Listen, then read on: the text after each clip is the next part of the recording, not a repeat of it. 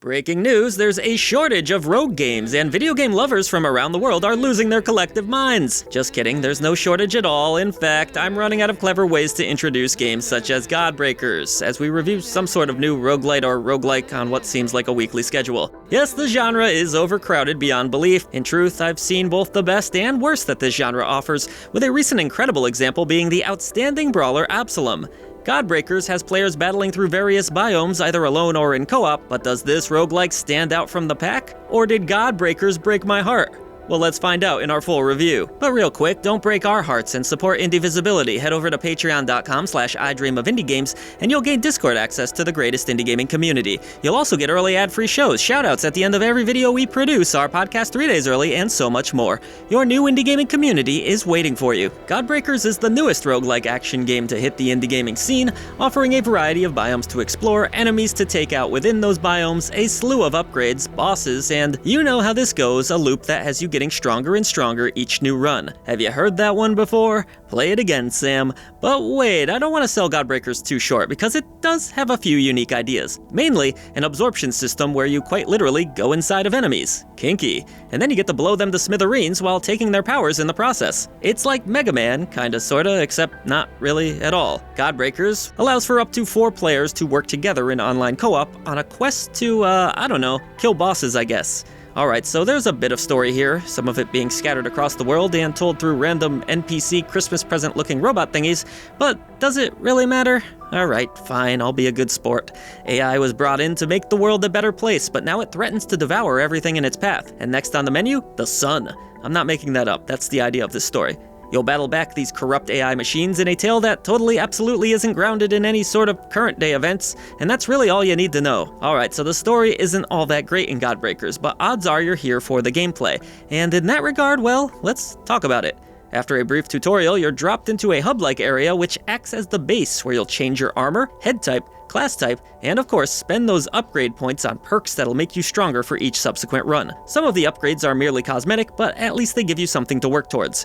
GODBREAKERS isn't the deepest roguelike I've ever played, though it would like you to believe it is, labeling many of its systems and upgrades with terminology that's far more complex than it needed to be. I didn't necessarily need a massive explanation as to why a specific item was going to make me 2% faster, for example, but I digress. After you've suited up and chosen a class, some of which you'll need to unlock through gameplay, it's time to take down enemies and grind out the same bosses many times. At the least, GODBREAKERS made teaming up with my friends a breeze, offering room codes which, at the time of this review, worked efficiently in getting my 2 co-op partners into the game. Combat is quite simple to grasp, though the default button layout, which had me mostly mashing on the right bumper to attack, wasn't exactly my favorite. Players have a standard attack, a heavy attack which can also be charged, there's a few combos, a dash, weapon abilities, and of course, the option of using your enemy's powers by absorbing them once you've weakened them to a certain level.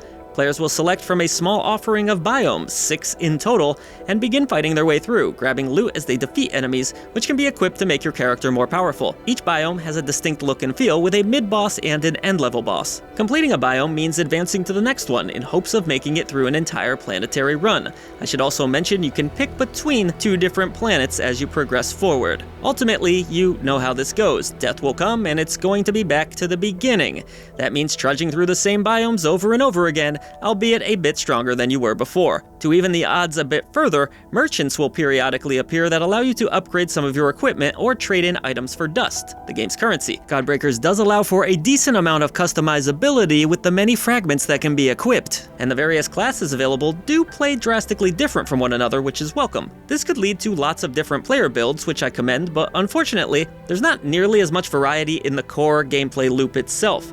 It wasn't long before I grew tired of fighting through the same biomes, as beautiful as they can be, and tackling the same foes and bosses. Some roguelikes handle this loop better than others, but GODBREAKERS is not one of them. The game, while more fun with a friend or 2, or 3 for that matter, grows boring after just a handful of runs. And if you're hoping to play it solo, well, for me personally, it almost put me to sleep on a few occasions, I hate to say it. The balancing in single player also feels significantly off, as it was far easier than playing in multiplayer, despite the fact that you can revive your fallen comrades with a small sliver of health if they're downed. Much of my boredom with GODBREAKERS stems from the combat and enemy AI just not being interesting enough to carry the entire weight of the game, and yet that's most of what you'll be doing.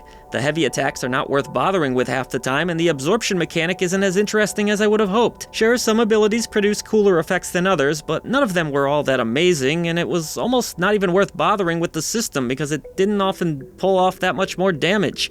The truth is, most of my foes were easily dispatched by picking away at the right bumper and dashing out of the way of their many blast radius attacks. The combat doesn't feel all that bad necessarily, it just lacks thrills or excitement. Even air attacks took a backseat to my standard slashing, which more than often got the job done. There's really not that much room for exploration in these worlds either, as each biome mostly follows a linear path that doesn't encourage you to check around your environment all that much. You may find the occasional treasure chest full of a few buffs, but that's about the extent of things. Most of the time, it's as simple as clear out a room of enemies, walk or jump forward, clear out another room of enemies, and fight a boss. Rinse and repeat, all while utilizing some basic platforming and every now and then some not-so-thrilling grapple points. There's some neat ideas in Godbreakers, like cleansing stations to heal yourself from poison or the previously mentioned absorption system, but they never come together as you'd like them to. But by far my favorite aspect of Godbreakers would be its gorgeous visuals. The art style of this game is truly stunning. It's colorful and vibrant, full of some great creature design, though once in a biome, there isn't a ton of variety between that biome's different areas.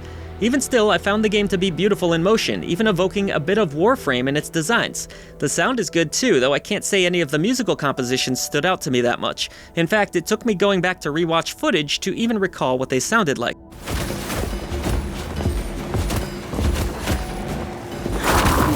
But still, the sound effects are well implemented and nothing sounds overly offensive to the eardrums. You'll even get some halfway decent robotic voices from time to time as you discover memos. We must step over a few other gods on the way to the monad's heart. Performance is very smooth on PC too, with not all that many load times and lightning fast frame rates that were no problem for my 4070, even at ultra settings. The game also looked and ran great on Steam Deck from the run that I tried, often hitting 60 FPS, which was pretty impressive. Huge shout out to the optimization team on this release. Godbreakers is a competently made game with some unique systems and ideas, but it's battling for attention in a genre that's already stacked with incredible releases.